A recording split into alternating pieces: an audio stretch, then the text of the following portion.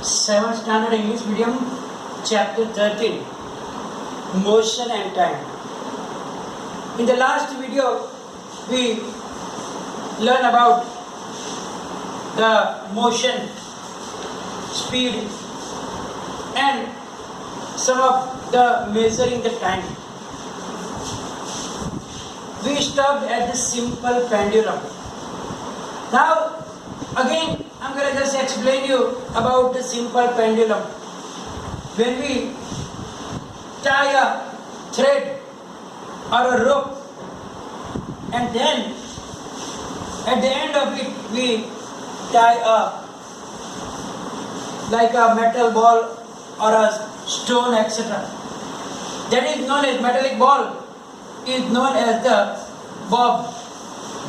Now, when we hold the bob of the pendulum and take either on the left or the right side, little up, and then we release it, then you will see that it will start motion.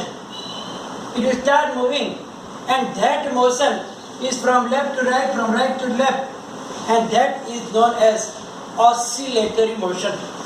That motion of the pendulum is known as oscillatory motion.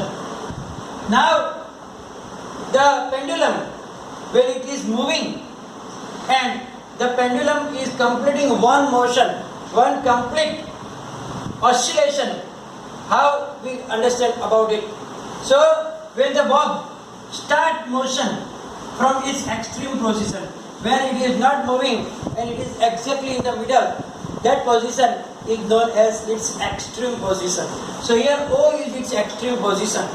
So now when it starts and it goes one side, this is the mean position.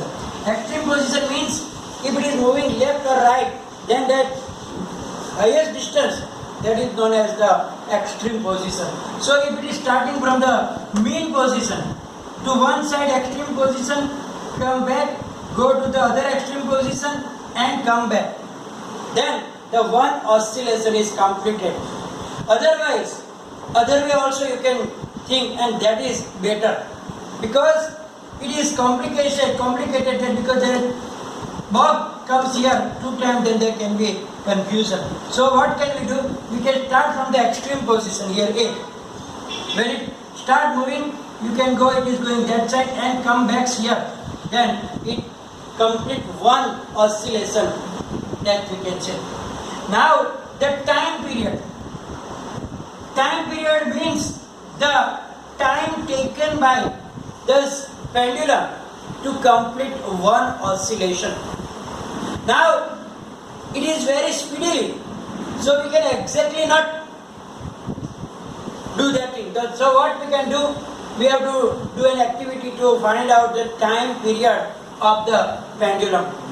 What we can do? We can take a stopwatch, or you can use any of the watch which is giving the smaller unit of the time. You can use your mobile also. And what can we do? We have to take the bob at extreme position on one side, and when we release it same time, we have to put on the stopwatch.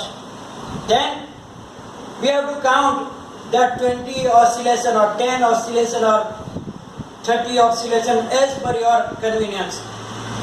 Because for only one, if you stopwatch on and off, then it will not be accurate time. So what do? We have to count 20 oscillations. Means from here, it goes here 1, 2, 3, 4, up to 20. When it completes the 20th oscillation, you have to stopwatch. You have to close the stopwatch. And so what will happen?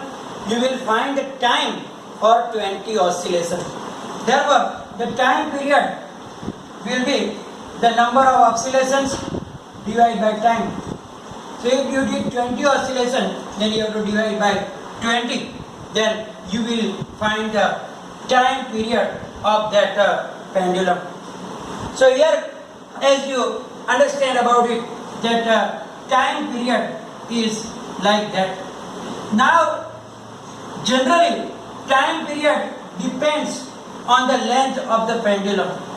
If the length is more, then the time will be more.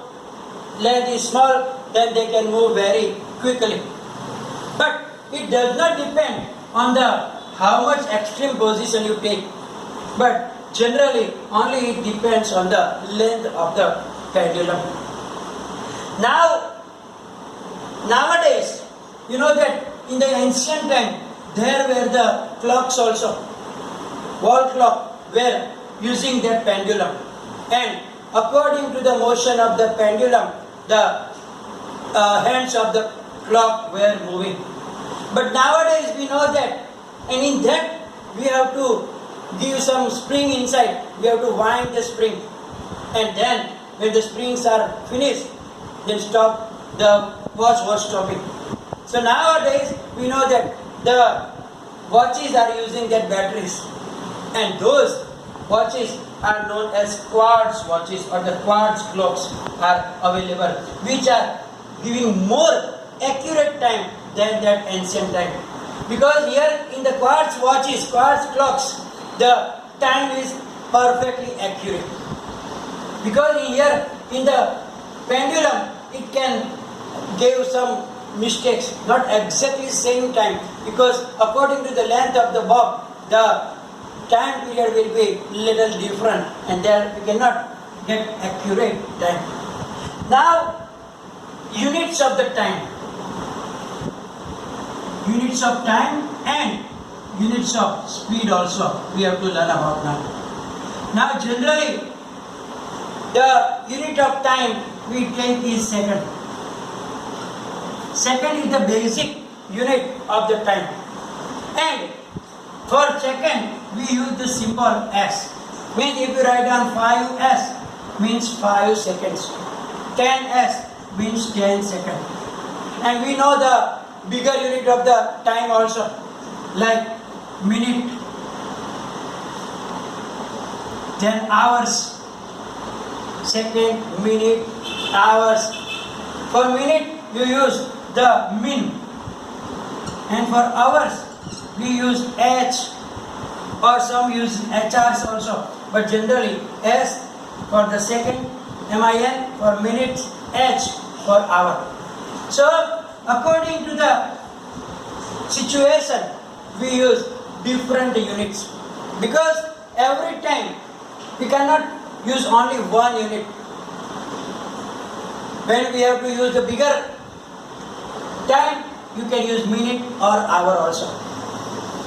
We still know the bigger units also, like days, because we know that 24 hours make a day. Means these are days. Then years, months are also. Because sometimes, like if somebody asks you your age, you can't explain it in the second, minute or hour. You will say I am 21 years, I am 50 years, I am 35 years. So here that time period is explained in the hours is not convenient for us. So we use that one.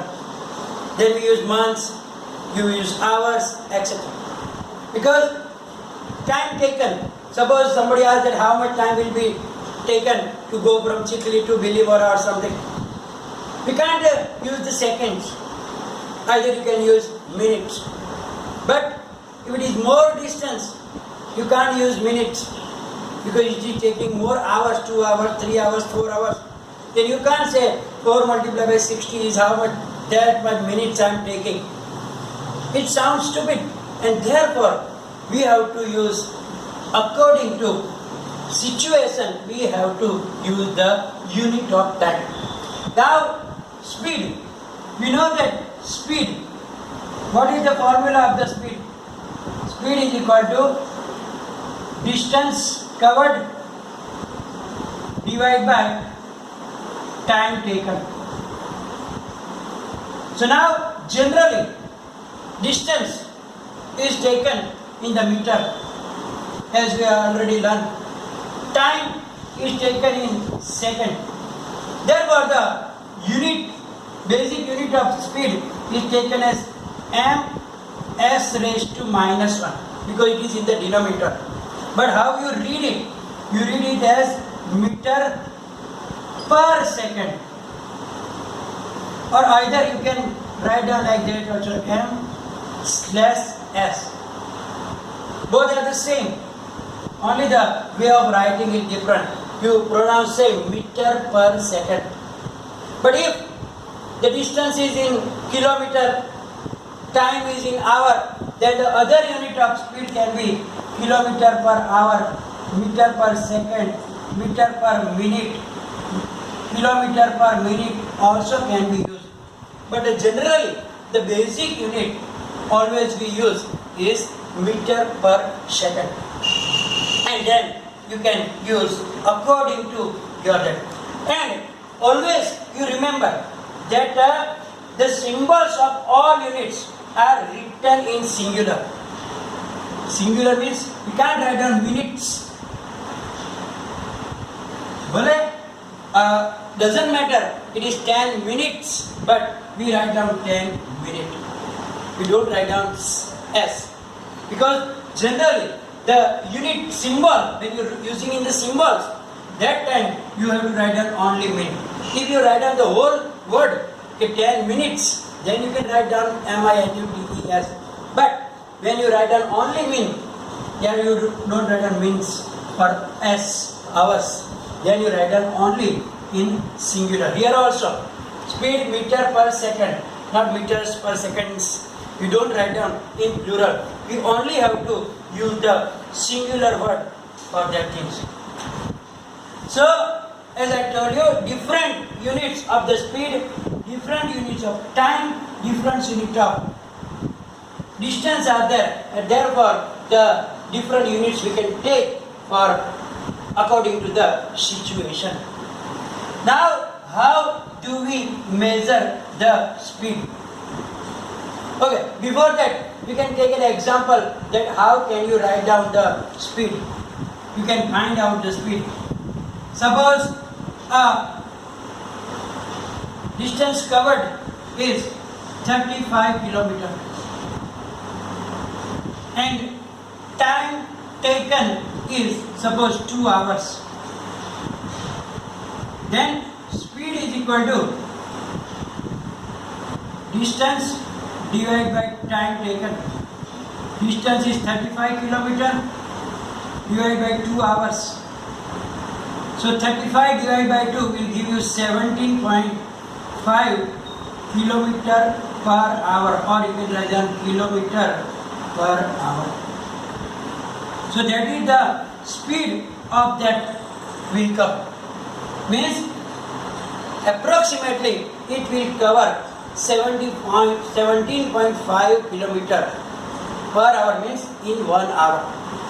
So it does not meaning that every hour it will cover 17.5, but average you can say that nearly 17.5 kilometer can be covered. So by this way, if it is in the meter and second, then you have to write down meter and then second, and according to that you can change the unit of the distance, speed, etc. Now I think everybody have noticed that in the vehicles, doesn't matter it's two-wheeler or a four-wheeler, in all the vehicles you will see that there is a device which shows your speed. When your speed is high, you can see that pointer goes up 60, 70, 80, 90, 100, 120. So that device is known as speedometer. So what is speedometer? Speedometer is the device in the vehicle which measures the speed of that moving vehicle, and that is shown here in the picture also. And I hope everybody is familiar with these pictures because everybody is traveling through this car and so on. So here we see that, but maybe they don't know the name of that thing. So it is known as speedometer. The speedometer is always on the dashboard of the vehicle, on the two-wheeler also you can see that in the front there will be a speedometer and other one is showing your distance also. So here speedometer records the speed of, and it is speed always in the kilometer per hour. If you have not noticed, then next time when you travel in the vehicles, just see it will be written on that kilometer per hour. So it measures the speed in kilometer per hour. And the other device also which is showing you the how much distance you have covered, and that is known as odometer. Odometer showing you the distance traveled. You will see that in that there is both type of that. The pointer is also showing and digital is also there. And there is two type of digital there also. If you want to measurement the total distance since you bought the vehicle, and the other you can adjust there. So when you start your journey, you can set it on the 0, and then you reach the destination, then you understand that how much kilometer in your last journey you have traveled. So the total distance covered from the beginning or for the limited journey also you can find out through this odometer. So there are two types of meters on your vehicles, odometer and speedometer. Odometer gives you the distance traveled and speedometer is directly giving your speed in kilometer per hour. So that is very important. You have to remember the names of these meters, speedometer and odometer, because it can be asked in the question like in the MCQs, or then it should not be confused. So you have to remember that what is going on. Now here you can see that distance time graph now. Graph, you know that the representation of the data using some pictures is very useful, and it is very easy to understand also. So now here we have to understand about the distance time graph. We read it as distance against time graph. So here when we represent this data on a graph, then you already learn about it to draw the graph like the column graph. Here also there is a table. It shows the time, odometer reading and distance from starting point. Distance from starting point. So this journey was started at 8 a.m. When we started the journey, odometer reading was 36,540 kilometers. And distance from the starting point is always 0 kilometers because we start the journey. Then from 8 to 8:30 a.m. So at 8:30 a.m. the odometer's reading was 36,560 kilometers. It means that during this time period, 40 to 60 means 20 kilometers from the starting point. Then from 8:30 to 9 a.m. 9 a.m. the odometer reading is 36,580. So another 20 kilometers. So from the starting point, 20 plus 20, it will be 40 kilometers. Then at 9:30 a.m. the odometer reading is 36,600. Means another 20 kilometers means 40 plus 20. Distance from the starting point is 60 kilometers. And at 10 a.m. it is 36,620 kilometer. So another 20 kilometer. So it is 80 kilometer. This is the data given here. That at 8 a.m. the odometer reading was 36,540 kilometer. So the distance from the starting point will be always 0 kilometer because we are starting the journey. So the distance is 0. Then after half an hour, 8:30 a.m. the odometer reading was 36,560 kilometer. It means from the starting point the distance was 20 kilometer and so on. Here is 40 kilometer, 60 kilometer and 80 kilometer. Now here we have to understand that how this graph is drawn. So here we know that when we draw the column graphs, you already learned about the bar graphs. In the bar graph, you take the time and speed and then you can draw it. You are aware, I think, when you see the cricket match. First, before we go to this one, I'm going to explain you the very simple graph.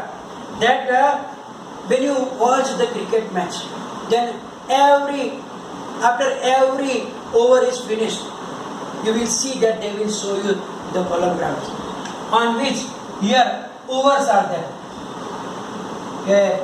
First over, second over, third over, fourth over, fifth over, sixth over and so on. Here they show overs. And here runs per over.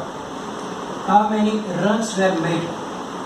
So you will see that if the first overs have, here we will make a scale like 1, 2, 3, 4, 5, 6, 7, 8, etc. Because you can't make so many runs in 1 hour. But doesn't matter, sometimes it can be. So here, suppose in the first over there is 2 runs were made. Then what will we do? Here it is the first over, second, third, fourth, fifth, sixth. So here at first over, 2 runs, then 2 runs we have to make a bar graph. It shows that in first over only 2 runs were made. Suppose in the second over they made 8 runs. Then what will we do? In the second over we will go up to 8 and make a bar graph. Suppose it is 12 runs, you can go up to that and you can make the difference. So here you can see that we can easily understand the situation of the match. You can easily understand the situation of the match. That in each over, how many runs were made, which over was nice, which over was.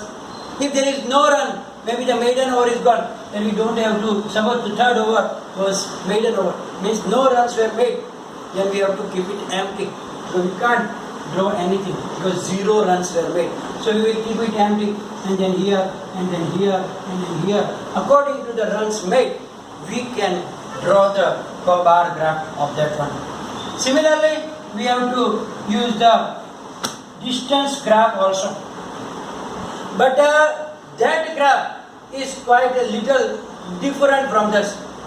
So here for this we have to make the time here, and here we have to write down the distance.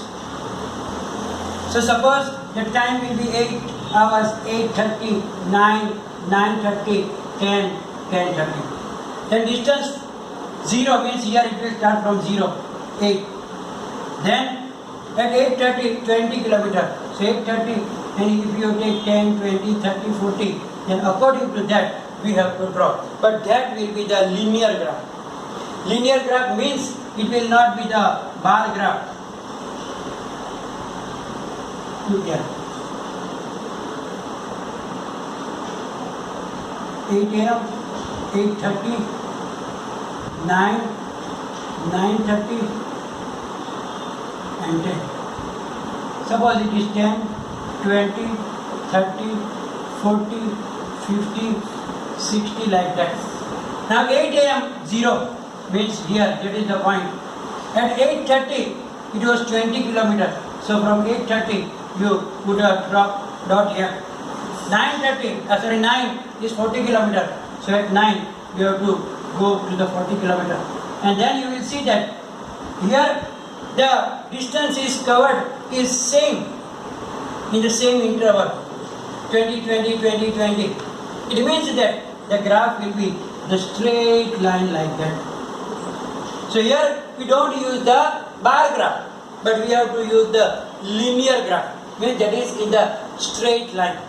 Because here if it is the distance covered is not same, then it will be graph but not in the straight line. It will be zigzag line. Suppose here if we see that here it is not the same 20 kilometer. Okay, first is 20 kilometer. In third maybe it is 30 kilometer. Then it is 50 kilometer. Then it is 90 kilometer.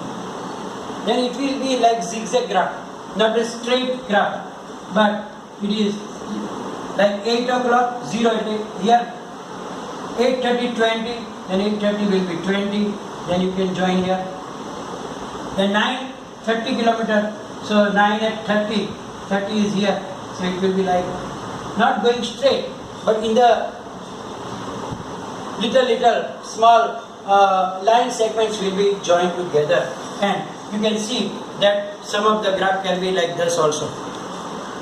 And you are aware about the pie chart also. Here we don't have to go in the pie chart and the other charts. So now let's see what other things is there. So graph paper is required for this thing, and you can see that the different graph paper, everybody knows about the graph paper in which we draw the two perpendicular lines, x axis and y axis. The horizontal is known as x axis, and the vertical line we take is known as y axis, x axis and y axis, and that is known as your origin at 0.